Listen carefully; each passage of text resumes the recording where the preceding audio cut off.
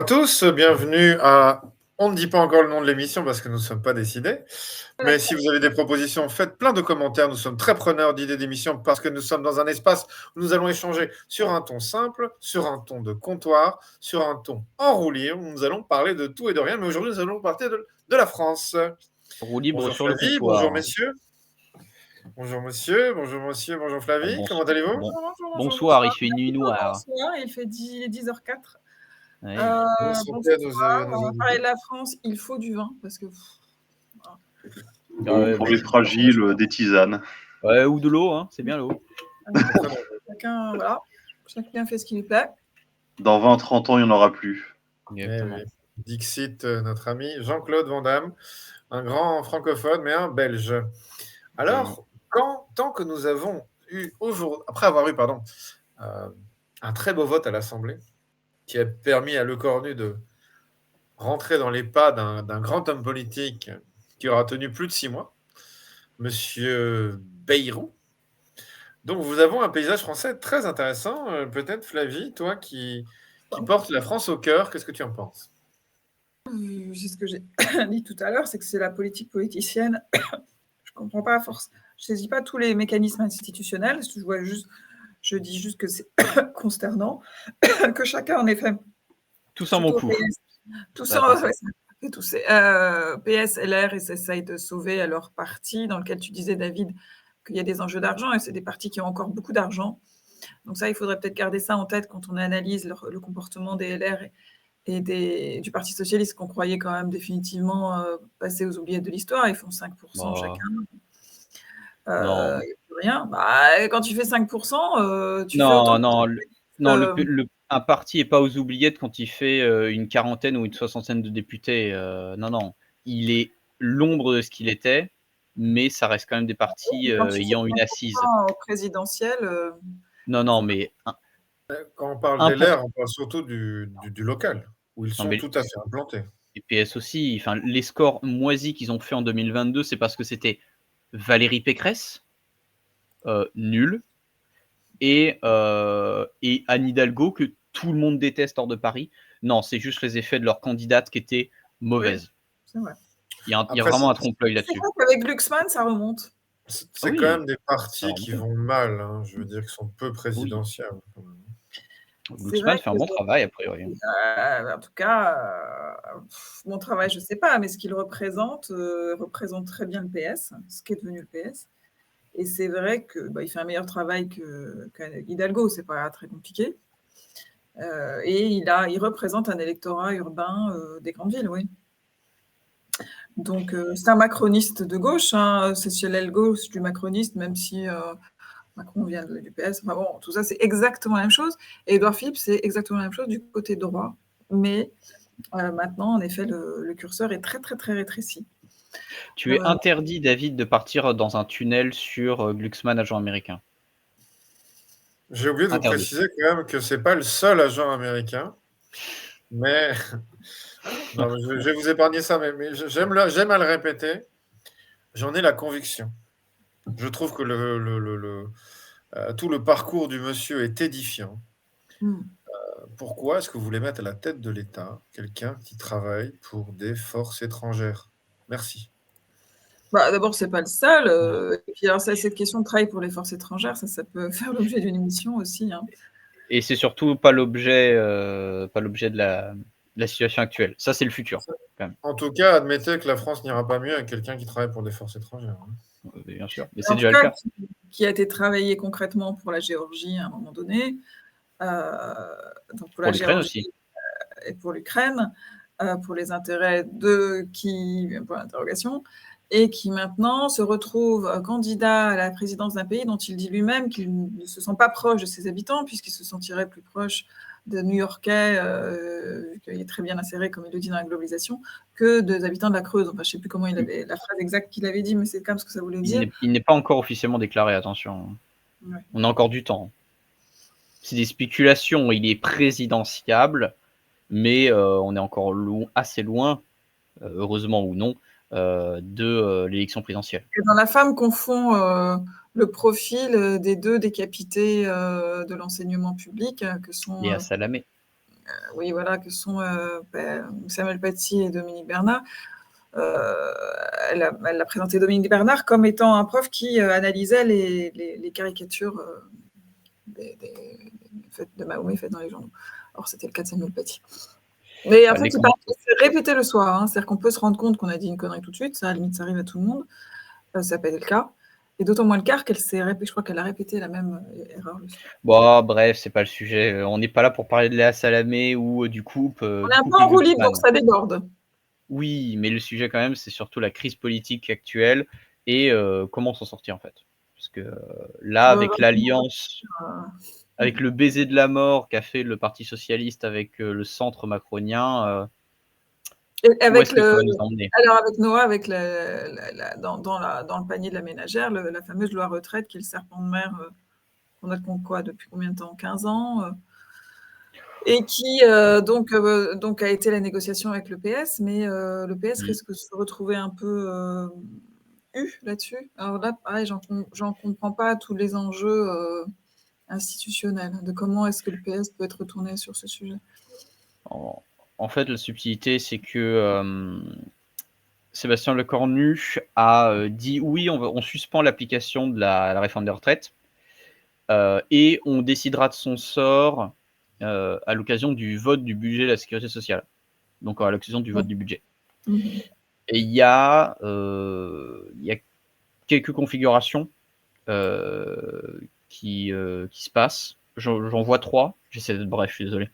La première, c'est qu'il essaye de jouer au con et qu'il essaye de faire passer le financement de la réforme des retraites dans le budget global, donc la loi de finances, et non pas la loi de finances de la sécurité sociale, pas la même chose, ce qui est un cavalier législatif. Ça. Et celui-ci ne se fait pas, ce cavalier ne se fait pas retoquer par le Conseil constitutionnel. Et dans ce cas-là, il l'aura mise profonde, il pourrait la mettre profonde aux socialistes sur l'affaire, parce que leur accord, c'est à peu près là-dessus. Ou alors, il fait ça, c'est retoqué par le Conseil constitutionnel, et du coup, il est forcé de faire passer son budget, enfin de faire passer la réforme des retraites et son budget dans la loi de finances, loi de financement de la sécurité sociale, et il se bouffe les socialistes sur le coin de la tronche parce que il se sera payé leur tête. Ou alors, j'allais dire, il baisse son froc. Non, il est prudent et il tient la survie de son gouvernement, et du coup, il ne fait pas passer de financement qui est lié à la réforme des retraites et son application, ce qui pourrait permettre à son gouvernement de survivre à un vote de censure, parce que si les socialistes ne s'en mêlent pas, la majorité est trop courte. En fait, il n'y a pas de majorité tout court. Ça ne s'est vraiment pas joué à grand-chose, le vote d'aujourd'hui, mais les socialistes sont essentiels pour ça, ou au moins la moitié du groupe. Voilà. En tout cas, c'est intéressant. La complexité juridique est tout à fait importante, et le jeu des partis est complexe.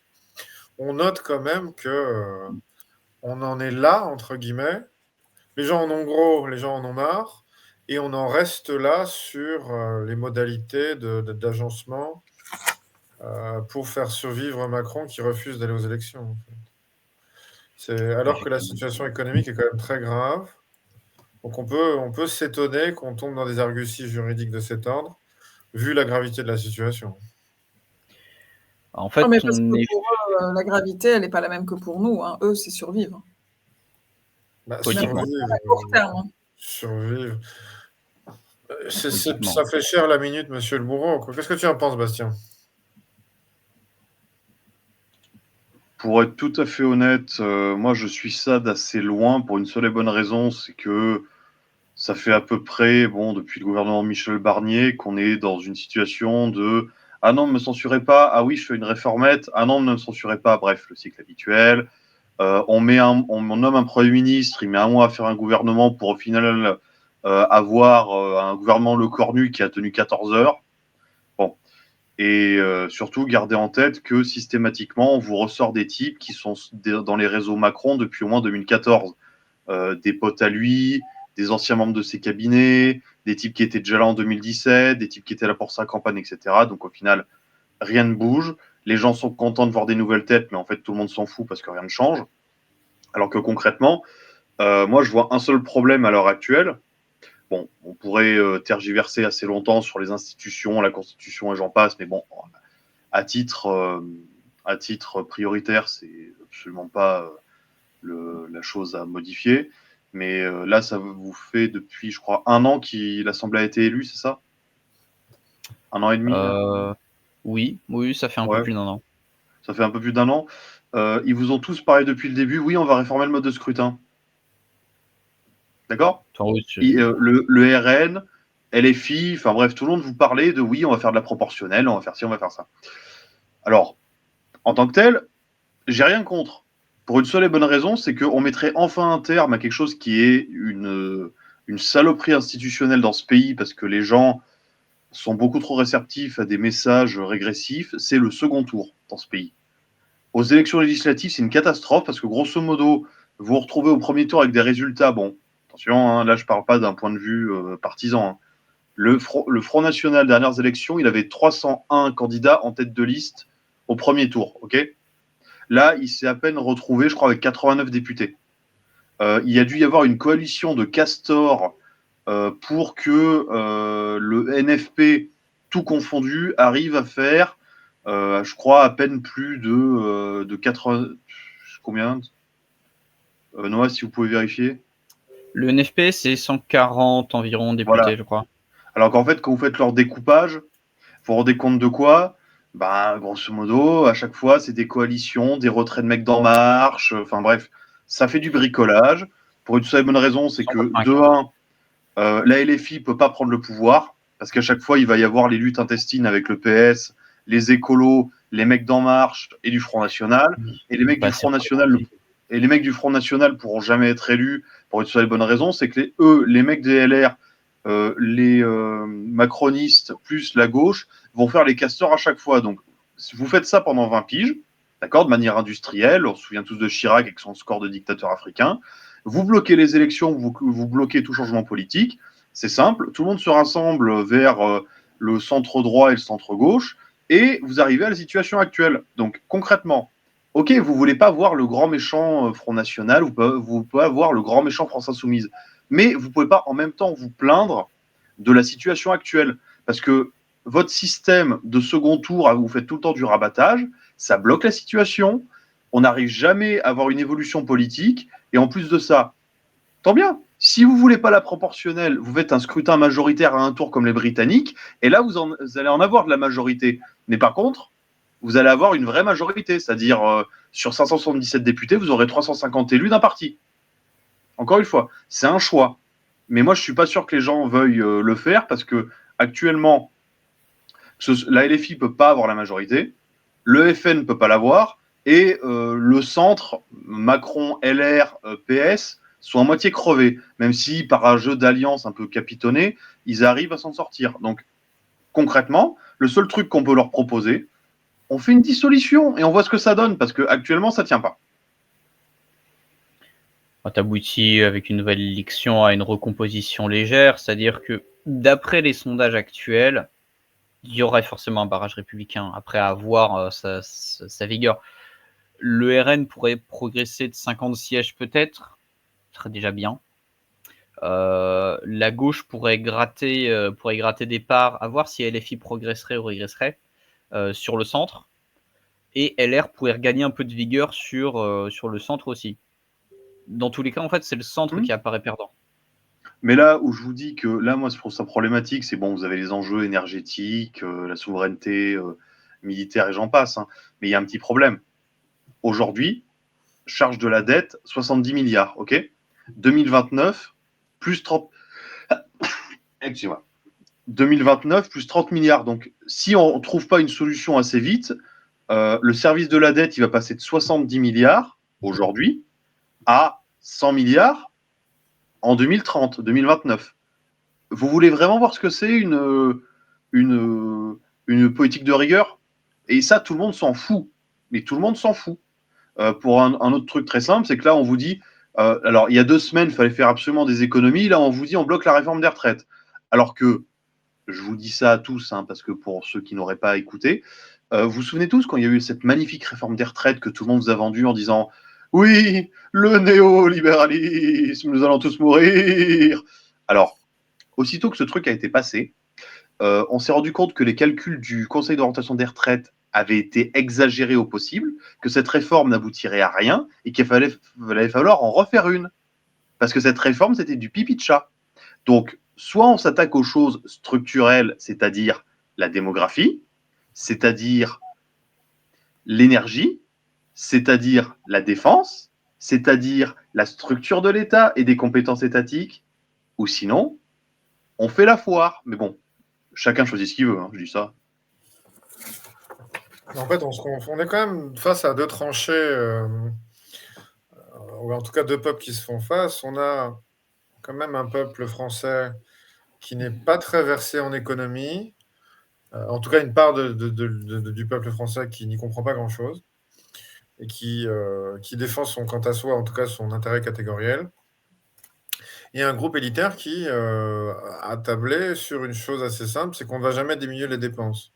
Parce que diminuer les dépenses, c'est diminuer le pouvoir de l'État. En tout cas, de tous les petits bonshommes gris, à tableau Excel. Tu vis dans aucun monde, dans d'aucune perspective, à moins que la fusion soit inventée demain en France, il y a une possibilité d'augmentation des recettes. Je vois pas, en fait, je comprends pas la France. Je comprends pas pourquoi elle ne veut pas essayer d'engager des réformes, mais des réformes de dépenses sur le frais de fonctionnement, sur les fonctionnaires. Parce que ça, pardon Bastien, ça déclencherait une ire à la fois parce que ça fait peur aux Français moyens, l'idée qu'on va encore taper dans l'administration, enfin dans la fonction publique. Après tout, il y a bien l'image de l'hôpital qui a pris cher, de l'éducation nationale qui se délite, et le français, on lui dit qu'on va taper dans les services publics, ce qu'il faut faire intelligemment, bien sûr. Mais bon, tu leur dis intelligemment, ça veut dire quoi? Ouais, ça engage à rien. Mais il est capable de comprendre qu'entre l'hôpital et les millefeuilles de la collectivité territoriale. Mais c'est pas concret, en fait. C'est pas concret, ça parle pas. Vraiment, ça ne parle pas. Et ben tu dis ça aux Français. Le Français, il n'est pas, et ça se voit dans la représentation politique en France, il n'est pas libéral. Le Français, il n'est pas libéral, il est social-démocrate, éventuellement social-libéral, mais il n'y a pas de libéral en France. Le parti le plus libéral en France aujourd'hui, ça a été à la rigueur Éric Zemmour avec Reconquête, et dans une moindre mesure, et vu que j'aime bien en parler, David Lisnard, avec son projet Nouvelle Énergie. Là-dessus, je vous explique, hein, parce que moi, ça m'a fait mourir de rire à l'époque. Le problème de Zemmour en 2022, c'était on réduit les dépenses pour revenir au budget de l'année N-1. Et pour ça, eux, c'était du néolibéralisme, etc. Bon, bref.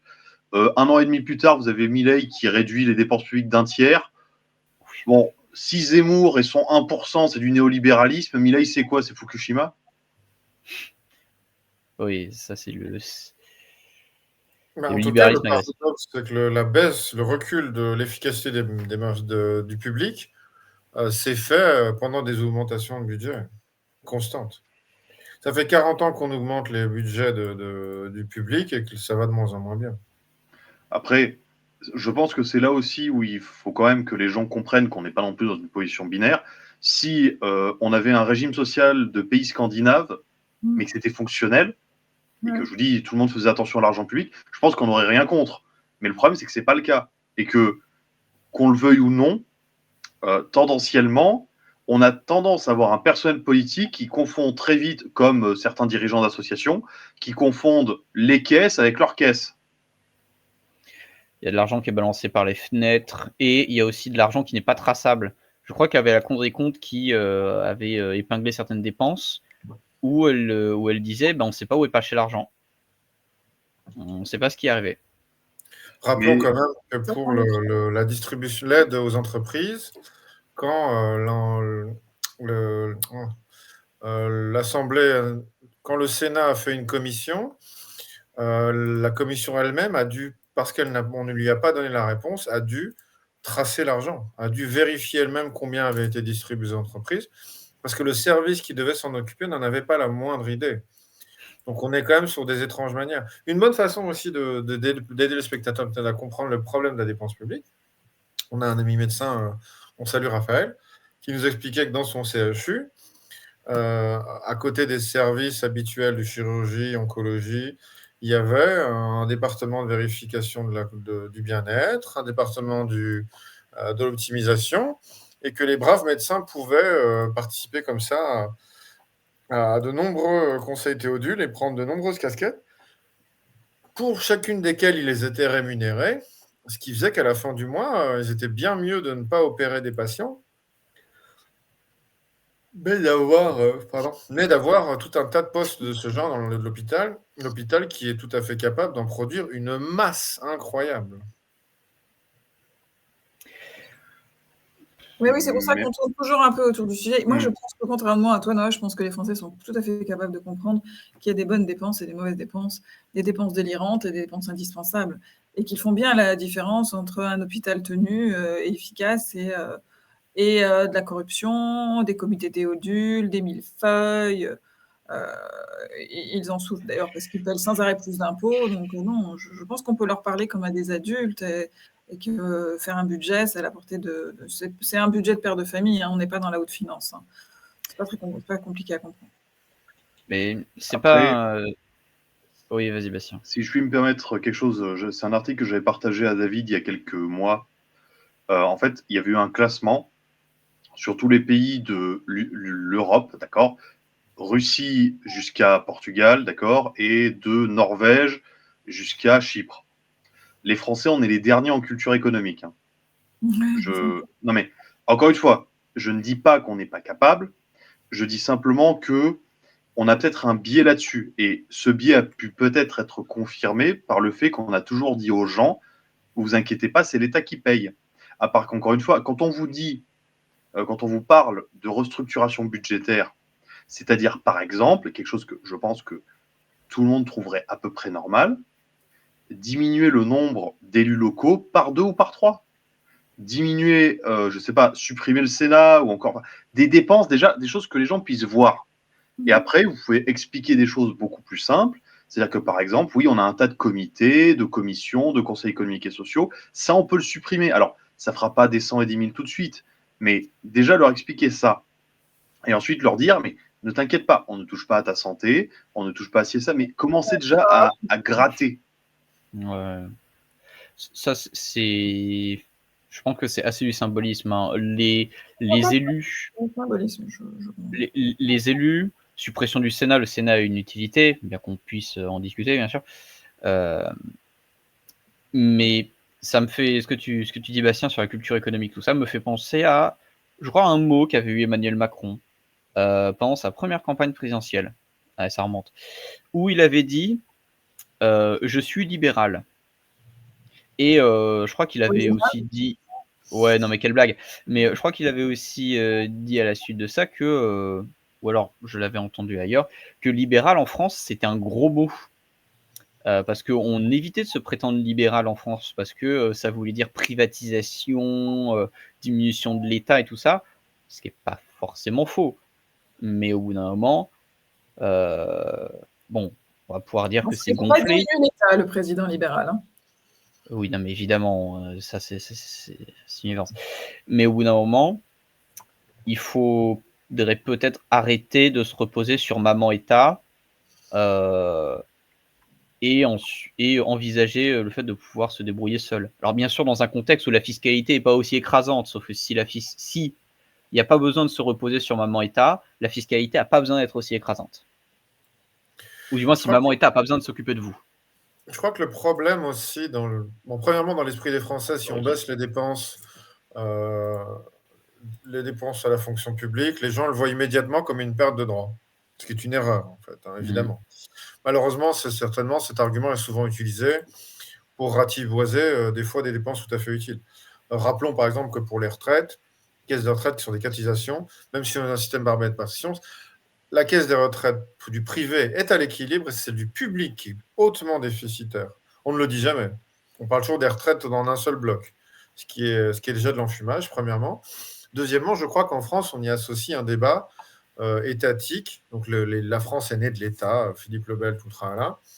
Et dès qu'on parle de faire baisser, de faire reculer le service public, le français s'imagine, on s'américanise, c'est le business à la win-win, quoi. Je crois que malheureusement, on a un débat public qui est hautement intoxiqué, et ce qui fait que c'est tout à fait incompréhensible pour beaucoup de gens. Oui. Si je puis me permettre, alors c'est pas quelqu'un que je cite abondamment parce que beaucoup de gens parmi vous et parmi les spectateurs vont penser qu'il est mort, mais c'est Jean-Louis Borloo. Il avait dit quelque chose qui m'avait beaucoup fait rire, c'est qu'il avait dit, parce qu'en fait, bon, on lui avait parlé de la situation actuelle, patati patata, et il avait dit, contrairement à tous les ménestrels élégiaques du type Alain Minc, Jacques Attali, il disait, en fait, quand vous voulez réformer une structure aussi complexe, faut changer intégralement le mode de gouvernance. Il avait parlé de, alors encore une fois, il avait parlé d'État fédéral. Mais ce que je vous dis, c'est pas c'est la solution universelle. Je vous dis simplement qu'il faudrait peut-être changer le paradigme au sens strict de réflexion, parce que, encore une fois, on a beaucoup d'élus. Je vous dis, il y a quasiment un élu pour 100 habitants en France, je crois 120 ou 130. Vous avez des autorités administratives à pète. Vous avez soi-disant des autorités déconcentrées, décentralisées, mais qui ont la majorité de leur argent qui vient de l'État central, donc c'est pas eux qui commandent. Ils n'ont pas de plan de développement au niveau locaux. Et je pense très honnêtement que au-delà de la conception, oui, de sommes un État, un et indivisible, etc., ce qui ne changerait pas avec un État fédéral, hein, on ne va pas tous mourir, et la Bretagne ne deviendra pas indépendante. Mais peut-être qu'il faudrait repenser clairement les attributions pour que certains politiciens en fait aient beaucoup plus de boulot à certains échelons. Et je me réfère à ça à Christophe Guilluy qui disait qu'en fait dans son dernier livre, je crois qu'il avait fait Metropolia contre, c'était un livre de la sorte où il expliquait qu'en fait quand il discutait avec des élus municipaux, départementaux, les mecs captaient tout du premier coup. Dès qu'il arrivait au niveau régional, ça commençait à devenir vraiment craignos. Et là, après, il m'a dit, les types ne captaient rien. Il faut subsidiariser. Oui. Et surtout qu'en plus, il expliquait ça, il disait que ce que les maires et ce que les conseillers départementaux lui disaient, c'est que nous, si on fait une connerie, les autres, ils savent où on habite. Hein. C'est pas la même. Hein. Ouais, je peux vous garantir que quand vous habitez dans la Creuse, tout le monde se connaît. Quand vous habitez au fin fond du Morbihan, vous pouvez être sûr qu'au moins 90% des mecs dans votre canton savent où vous êtes. Donc, oui, je pense que c'est le secret de la politique. De toute façon, là où elle fonctionne le mieux, c'est au niveau local. Hein. Pas tellement nouveau, non, de constater ça. Bon, il y a aussi la magouille. Pardon, je voulais dire la démocratie, pas la politique. Enfin, les deux. C'est aussi beaucoup de magouille, de clientélisme. Parce qu'en tant que tel, on n'a pas de capacité de proposition ou de capacité de direction. Mais simplement pour dire qu'on est quand même à tous, que j'entends collectivement, on a tous des opinions qui varient sur plusieurs points, et c'est ce qui fait des fois la richesse de nos échanges. Cependant, moi j'ai l'impression qu'actuellement, c'est plutôt que les députés ont peur, de devoir retomber devant les électeurs, et de devoir assumer, parce que je vous laisse imaginer la scène. Hein. Bon, ok, on a une dissolution, élection. Bon, on a une chambre à peu près pareille. Bon, ok. Actuellement, il y a les LR et le RN qui commencent à dire « Ouais, c'est vrai que quand même, on s'est rapprochés. Hein. » Enfin, les gars, ça fait depuis 83 que Mitterrand vous a fait le coup avec Jean-Marie Le Pen, que Robert Badinter l'a admis, que tous les types l'ont admis, hormis Mitterrand, qui, bon, à l'époque, servait le café et le secrétariat à l'entrée du bureau du chef. Mais ils l'ont tous admis, que en fait, ça avait été un baiser de la mort parce qu'ils savaient que la gauche ne tiendrait pas. Aujourd'hui, le NFP, d'accord, ça représente électoralement, à tout péter, 25% du corps électoral. Vous regardez, je dis ça demain, n'importe qui a la majorité dans ce pays, il va devoir assumer toutes les merdes. Parce que là, que ce soit les OAT, les emprunts, les taux d'intérêt, la notation du budget, l'instabilité politique, le conflit avec le néo-nazi russe et les stormtroopers vodka, enfin bref, tout ça, le grand méchant Xi Jinping qui veut tous notre mort et l'oncle Donald qui veut transformer la France en Starbucks, enfin, il va falloir assumer. Et je pense que personne dans le lot n'a envie d'assumer quoi que ce soit. Parce que ce soit Mélenchon, bon, tout le monde connaît cette carrière et tout le monde connaît cette citation d'un élu communiste qu'il avait bien connu. Mélenchon, c'est un socialiste, et pour lui, ça voulait tout dire. Secondo, Marine Le Pen et le Front Nat, lisez les ouvrages de Mark Endeveld. Il l'explique lui-même. Des milliardaires se sont approchés d'eux. Les mecs du Front Nat, en écho, ne captent rien. Vous regardez Macron, ses équipes, vous avez vu les fuites de Telegram précédemment. Le groupe en lui-même ne sait pas ce que Macron ou le gouvernement font. Donc au final, je pense que cette situation-là, pour eux, c'est génial. Et ça pourrait expliquer pourquoi Macron ne veut pas dissoudre et pourquoi tout le monde prend autant son temps à sortir des propositions débiles, genre on va destituer Macron. Oui, d'accord, il faut une majorité renforcée. Tu ne l'as pas, donc ça sert à rien. Tu veux faire une dissolution?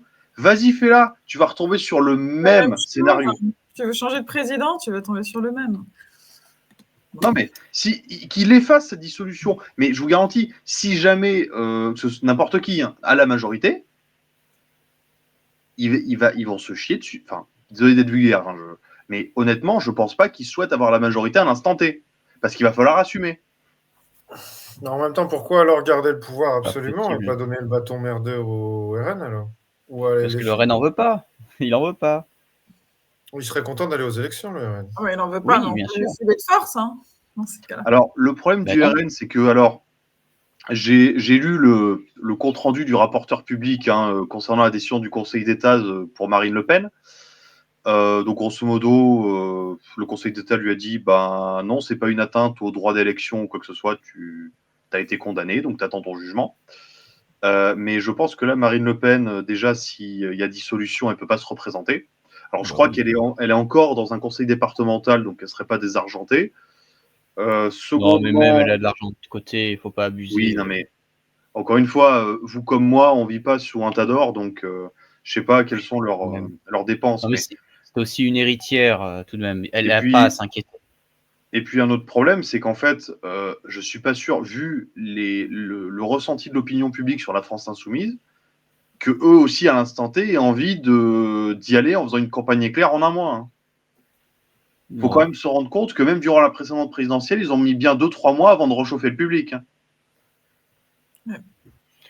Ouais, mais là, on réactive la peur, la peur du fascisme, tout ça. C'est toujours assez stimulant, même si ça perd de son efficacité à chaque utilisation.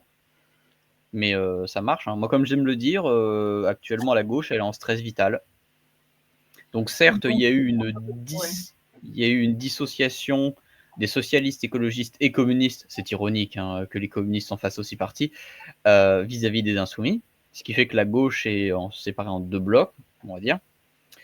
Mais je ne serais pas trop définitif sur leur incapacité à se réunir en cas de besoin.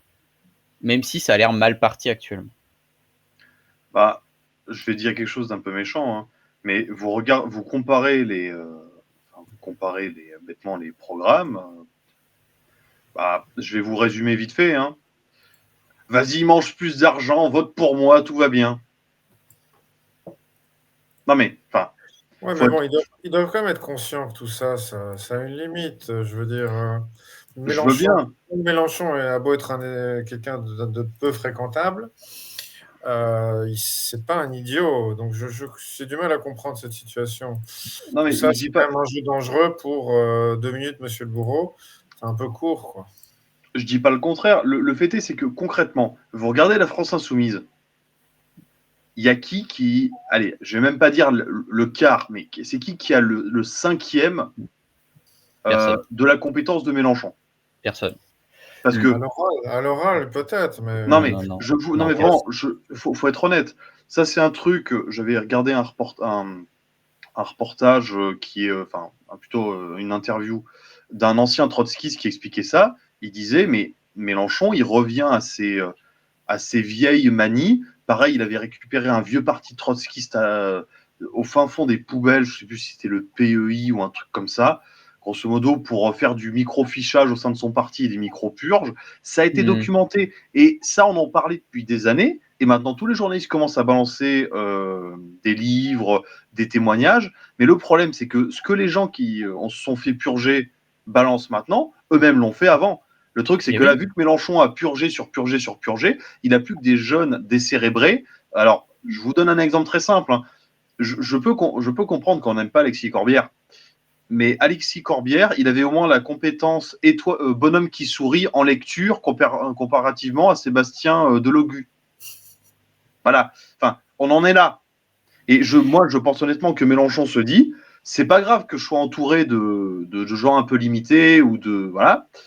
Il faut juste que j'ai des types qui puissent se présenter pour que je puisse avoir mon petit moment de gloire d'abord en 2012, puis après en 2017, puis après en 2022. Et vu qu'à chaque fois, il doit retourner ses plans, parce qu'on avait fait ça durant les présidentielles 2022, on s'était rendu compte que c'était quand même un type qui était parti dans les années 80, où il disait « Oui, la culture chrétienne est intrinsèquement française et ça a une grande part dans mon identité personnelle. » Ah, maintenant. Vous voyez ce que je veux dire ? C'est un opportuniste, il ira jusqu'au bout et il fera les choses les plus stupides possibles si ça lui permet d'être Premier ministre, a fortiori président. Oui, mais c'est pas faisable. Et de même, Mélenchon, là, il a quel âge, Mélenchon? Il approche pas les 80 ans? Non, il est plus jeune. Attendez, je vais voir ça. Il commence à tirer, hein. Il avait dit... Oui, Flavie? 70, il a 74 ans. Ouais. Il avait dit qu'en 2022, ce serait sa dernière présidentielle. 2027, moi, je pense qu'il va y retourner. Hein. Si jamais il y retourne pas, en fait, la LFI va se faire atomiser en race campagne, parce que c'est qui ira Bompard, qui a le charisme d'une huître. Au pire, ils peuvent jouer la carte.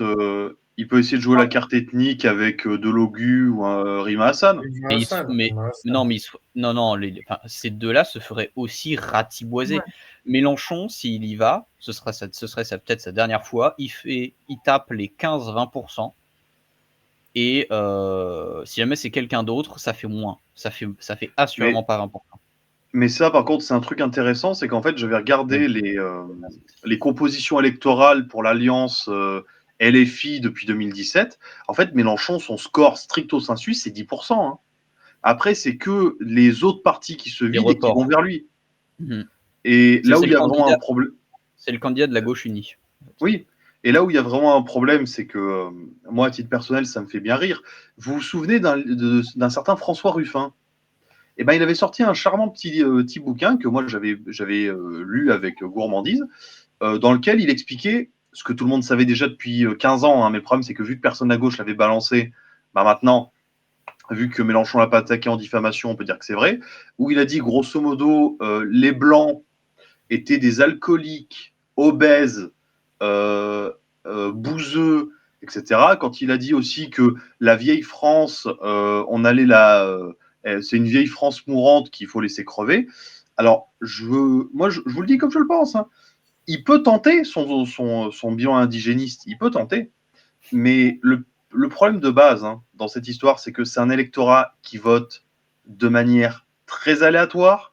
Et en plus de ça, c'est un électorat qui, je pense, va poser problème parce que vous vous souvenez de cette scène où il y a Mathilde Panot et Rima Hassan, où il y a Rima Hassan qui dit il est terminé le temps des porte-paroles, maintenant il nous faut des élus à notre image. Le message est clair. Mais bon, oui. On dérive. On fait des constats, des pronostics, mais dans l'état actuel des choses, avec ce qu'on a, c'est-à-dire un gouvernement qui tient sur un accord très fragile et qui tient vraiment à pas grand-chose, qui est sur la corde raide. Comment, parce que là, le renvoi vers les urnes a été évité. Emmanuel Macron l'avait dit en Conseil des ministres, si jamais il y a censure, c'est compris comme un acte de dissolution et donc il y aura dissolution. Il n'y a pas eu. Dommage, heureusement. Bon, on a tendance à dire dommage, je pense. Mais à l'heure actuelle, comment on fait? Qu'est-ce qu'on fait pour sortir de la crise? Parce que la crise, elle est toujours devant nous. Je vous dis, moi, dans mon village, ça va commencer à être compliqué parce que si il y a des législatives et qu'ils votent et qu'ils voient pas qu'il y a un bulletin Georges Pompidou, ils vont comprendre que c'est moi depuis des années. Hein. Non, mais on peut faire un tour de table et puis clôturer. En fait, ce qui est intéressant, c'est qu'il semblerait que tous les corps constitués, du local, peut-être au local ça va mieux, mais il y a moins d'argent, jusqu'au national, on a l'impression que chacune des strates, et au sein de ces strates, les différents agencements et interstrates, il n'y a rien qui fonctionne, quoi. Je veux dire, on est sur une situation difficilement extricable. Moi, j'en suis à ce que disait mon papy, une bonne guerre et ça repart. Bon, ce qui est évidemment pas particulièrement optimiste, mais tout ça pour dire que la situation me paraît quand même relativement désespérée.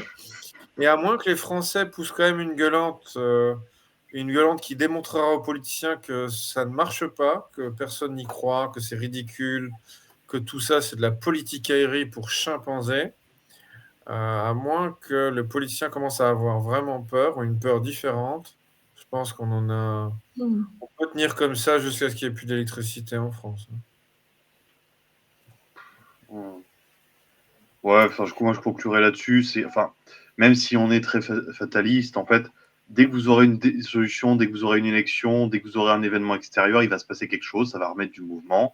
Donc, c'est pas agréable à l'instant T, mais quoi qu'il arrive, partez toujours du principe que ça va bouger. Et tant que ça bouge, même si ça bouge pas des masses en ce moment, c'est qu'il y a de la vie. Donc, voilà, moi, c'est tout ce que je vous souhaite. Hein, espérer participer à la vie de votre communauté locale, participer au niveau associatif, essayer d'être quelqu'un d'agréable dans la vie de tous les jours, et puis voilà, protégez-vous.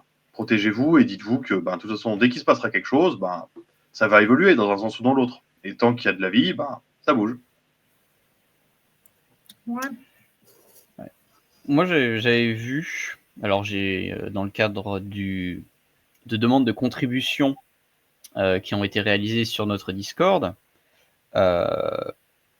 une proposition notamment qui, à défaut d'être réaliste sur toute la ligne, c'est qu'une estimation personnelle, avait quand même quelques intérêts. Et il était notamment question pour essayer de traverser la crise, d'avoir une approche très pragmatique et très fonctionnelle en fait du gouvernement, c'est-à-dire avoir des ministres avec des mains relativement libres sur des projets clairs, c'est-à-dire on met pas juste des techniciens qui n'ont aucune colonne vertébrale et qui sont juste des gestionnaires, et on met des gens comme si c'était des petits élus avec leur propre petite fiche de route et tout ça, que les députés seraient libres, vu que après tout c'est ce qu'ils font, hein, ils votent, seraient libres d'approuver ou non avec leur proposition de loi, pour qu'au moins il y ait de l'avancement, qu'il y ait de la rationalisation, certains projets, certaines choses qui seraient bloquées parce que la problématique, on va dire, européiste, eurocritique, eurosceptique, mais ça m'avait pas l'air trop saugrenu comme variante, on va dire, d'un gouvernement technique. C'est-à-dire plutôt qu'un gouvernement technique, un gouvernement de projet, mais plein de petits projets en fait. Petit, pourquoi petit? Projet au niveau ministériel. C'est-à-dire, c'est comme si on élisait, c'est comme si on avait des ministres qui étaient des élus avec des programmes et des fiches de route. En Oui, mode, regardez, moi en tant que ministre, je veux faire ça. Est-ce que vous seriez d'accord? Et même des programmes presque sans personne derrière, avec une obligation de accountability, Le mandat impératif. De responsabilité et de transparence, d'achever ce qu'on a promis, quoi. Parce que ça aussi, là, on est arrivé à l'extrême. Il y a des hommes politiques qui font carrière qui font campagne sur des personnalités, et en plus avec des promesses qui sont non seulement pas tenues, mais qui sont souvent à l'inverse, 180 degrés de ce qui a été dit. C'est-à-dire carrément des campagnes sur les mensonges. Je vois qu'un seul problème, moi, ce cas, et je pense que je conclurai là-dessus, c'est qu'en fait, on n'a pas une culture de régime parlementaire de coalition. Alors, je vous dis, enfin, on a un Wallon avec nous et il pourra sans doute nous en parler, mais un Wallon avec nous. Oui, un Wallon. Oh. Un magnifique Oui, Wallon. un bon Wallon, après tout, il parle français. Voilà, un Wallon d'une magnifique ville qui commence, mais qui pourrait nous expliquer que, eux, vous leur foutez un gouvernement technique, ils gèrent les affaires courantes et puis il n'y a pas de problème, tout le monde se. Voilà. Ou encore, ils élisent un Premier ministre du genre gros bosseur qui gère un planning de réformes qui sont parfois très, très proches des réalités du terrain, sans grandes envolées idéologiques, et puis ça passe, même si le type est radical. Donc, encore une fois. On a surtout perdu ce qui était une culture de coalition. La 3e et 4e République étaient des régimes parlementaires. Il y avait des accords. C'est juste que la présidentialisation de la 5e République a tué ce type de culture. Après, ça se reconstitue par la force des choses. Mais David, tu voulais peut-être dire quelque chose. Venant d'un Tchétchène breton, écouter des leçons, c'est sympathique, évidemment. On sait que les Tchétchènes ne mangent que des crêpes. Non, mais bon, voilà, on a un régime qui est grippé. Des crêpes sarrasines. Après, peut-être pour vous rassurer, je crois quand même que le Cornu, même s'il n'a pas fait face cette fois-ci à la censure, je ne suis pas tellement confiant que ce gouvernement tienne très longtemps ou qu'il arrive à quoi que ce soit. Le Cornu, c'était déjà la dernière cartouche du président. À moins qu'il mette Brigitte Premier ministre, je ne sais pas ce qu'il va faire après. Alors juste, je vous dis ça parce que là, ils ont posé un projet de loi de finances. Si le projet de loi de finances en fait n'est pas adopté dans les 70 jours avant la date butoir de décembre, en fait, il le passe par ordonnance. Et puis, donc, c'est appliqué. Mais ensuite, le Parlement doit le voter. Le fait est, c'est que, honnêtement, ça, ce serait l'option qui, je pense, à faire traîner les débats parlementaires, comme ce qu'il a dit, je laisse l'Assemblée libre de blablabla. C'est peut-être ce qu'il pense faire. Faire passer le projet de loi par ordonnance un peu dans l'urgence, et puis voilà. Et les députés le voteront après, en janvier ou en février, et puis même s'ils ne le votent pas, ce sera déjà dans les tuyaux. Oui, mais ça aboutit quand même à une chute de gouvernement, enfin, probable, dans ce cas-là. Enfin, s'il y a couillonnade avec les socialistes. À supposer qu'ils ne se rebissent pas avant. C'est comme les chutes de poney, on s'en est tous remis. Et toi, Flavie? Je voulais juste que Édouard Philippe demande le départ de Macron. Je trouvais ça marrant. C'est pas du tout intéressé, non? Voilà. Est-ce que tu vois des perspectives, toi, de sortie Non. Non. De sortie de cette situation-là, non. Ça va être agonisant jusqu'en 2027. Ça va agoniser. Non, mais c'est vrai. Bon, ils vont peut-être réussir à faire une grosse, je sais pas, un entourloupe institutionnel qui fait que ça va tenir jusqu'en, ça j'en sais rien, parce qu'à la limite ce sera vraiment juste du sparadrap, donc c'est pas intéressant. Mais là, ça fonctionne plus du tout. Mais parce que la France aussi est très très divisée, et je pense que le LFisme et tout ce qui est devenu cette gauche-là aussi divise la France encore plus. Est-ce que devenu là, on peut aussi parler de ce qui est devenu la droite, ceci dit. C'est d'autant plus divisé que les partis ne sont plus ce qu'ils sont censés être. Les Républicains ne sont plus gaullistes, pour la plupart. La LFI n'est plus de gauche. Donc, non, mais elle est d'une certaine gauche. Il faut savoir si c'est ça la gauche. Enfin, qu'est-ce que c'est la gauche? Bon, bref. Donc, ça crée gauche beaucoup des minorités, gauche des ouvriers. Voilà. Ben non, pas gauche des ouvriers du tout, justement. Non, mais justement, il les distingue. Oui, oui, d'accord. Voilà, oui, en effet, tout à fait. C'est la distinction qui compte. Et la gauche des ouvriers, elle est partie chez Marine Le Pen. Elle est partie. Voilà, donc c'est d'une telle confusion que je pense qu'on est d'autant plus divisé que les Français, pour beaucoup, ne comprennent plus rien. Et même s'ils comprenaient, c'est une division qui n'est pas saine parce qu'elle est fausse. Elle cache beaucoup de faux semblants. Donc, c'est pas seulement qu'on est trois partis, c'est que voilà, c'est tout ce que je viens de citer, cette confusion, cette malhonnêteté et tout ça. Donc moi, je vois qu'une explosion de tout ça pour que ça se reconfigure, alors peut-être aussi avec des problèmes, mais de façon plus proche du réel. Tel que c'est là, ça tient à bout d'étais, comme on fait tenir un immeuble là avec les étais qui tiennent un immeuble qui s'écroule. Voilà. Une explosion politique ou une explosion populaire? L'un ou l'autre, hein, mais une explosion populaire qui donnera lieu à une explosion politique. Bon, bah, je pense oui, que parce que la politique toute seule, elle se fera pas, oui. Je pense que c'est sur cette note pyrotechnique qu'on va se quitter. Viva la révolution!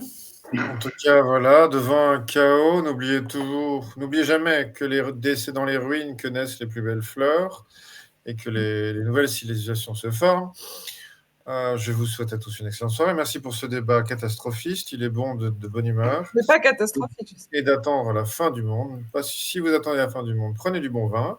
Si vous n'attendez pas la fin du monde, bougez-vous les fesses près de chez vous. Santé à tous. Okay. Excellente soirée. Merci Flavie et les boys, et les garçons plutôt. C'est Flavie et les garçons. C'est les garçons, ouais. C'est le nouveau nom de l'émission en fait. Ouais, c'est Flavie et les garçons. Voilà, on a bon, maintenant c'est bon, on met soit ça, soit le gros nichot. Nichot, Flavie et les garçons en roue libre, enfin, ce que vous voulez. Très bien, très bien. Bon, merci à tous. Excellente soirée. À la prochaine. Ah, ciao. À la prochaine et bonne chance. Bonsoir. Bonsoir.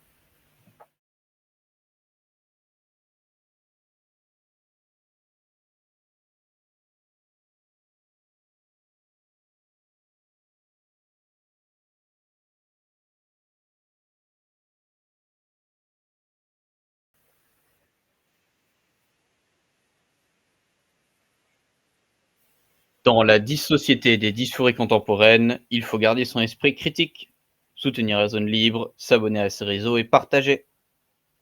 Dans la société des crises, en dissolution, être dans la zone libre, c'est passer du constat au combat.